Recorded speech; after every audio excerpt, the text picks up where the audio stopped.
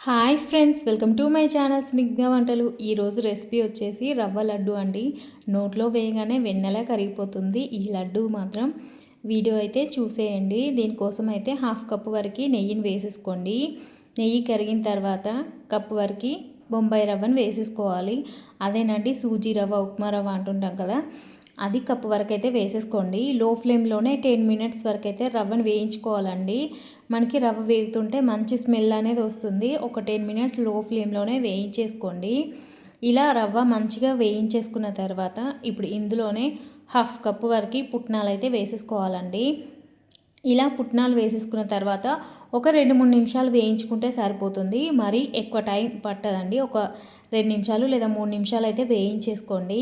లడ్డూలు మాత్రం చాలా టేస్టీగా ఉంటాయండి. మనకి సున్నుండలు తిన్న టేస్టే వస్తుంది. మనకి సున్నుండల ప్రాసెస్ ఎక్కువగా ఉంటుంది కాబట్టి చాలామంది చేయడానికి ఇష్టపడరు. కానీ ఒకసారి ఈ లడ్డూలు చేయండి, మీకు అదే టేస్ట్ వచ్చేస్తుంది. ఇప్పుడు ఇందులోనే కప్పు వరకు పంచదార పొడిని వేసేసుకోండి.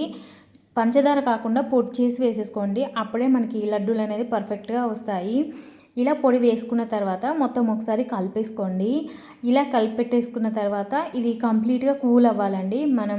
ఇది కంప్లీట్గా కూల్ అయ్యేంత వరకు మూత పెట్టి ఒక 10 నిమిషాల పాటు పక్కకు పెట్టేసుకోండి. మనకి ఇది పూర్తిగా చల్లారిపోతుందండి. 10 నిమిషాలకి మూత పెట్టి అయితే పక్కకు పెట్టేసుకోండి. కంప్లీట్గా ఇది కూల్ అయ్యేంత వరకు 10 నిమిషాలకి కూల్ అయిపోతుంది కదా. ఇప్పుడు మనం ఈ రవ్వ పొడిని మిక్సర్ జార్లోకి వేసేసుకోండి. చిన్న మిక్సీ ఉంటుంది కదా, అందులోకి వేసేసుకోండి. అందులో వేయడం వల్ల ఫైన్ పౌడర్ అనేది వస్తుందండి.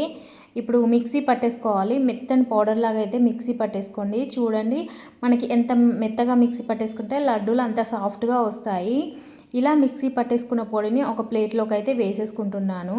ఇప్పుడు మిగతా పొడిని కూడా మిక్సీ పట్టేసుకోవాలండి. మనం ఇందులో వాటర్ ఏమీ యాడ్ చేయొద్దు, డైరెక్ట్ పొడిని మాత్రమే మిక్సీ పట్టేసుకోవాలండి. ఇలా మిక్సీ పట్టేసుకున్న మొత్తం పొడిని అయితే ఒక ప్లేట్లోకి వేసేసుకోవాలి. ఇప్పుడు ఇందులోనే 2 టీ స్పూన్ల వరకు నెయ్యిని వేసేసుకోండి.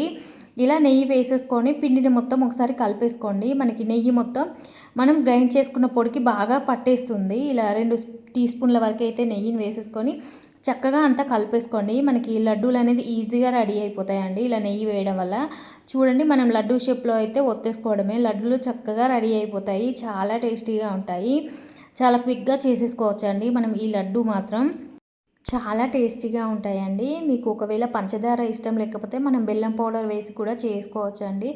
సేమ్ ఇదే ప్రాసెస్, కానీ మనం పంచదార ప్లేస్లో బెల్లం పొడిని వేసుకుంటే సరిపోతుంది. లడ్డూలు మాత్రం రెడీ అయిపోయాయండి.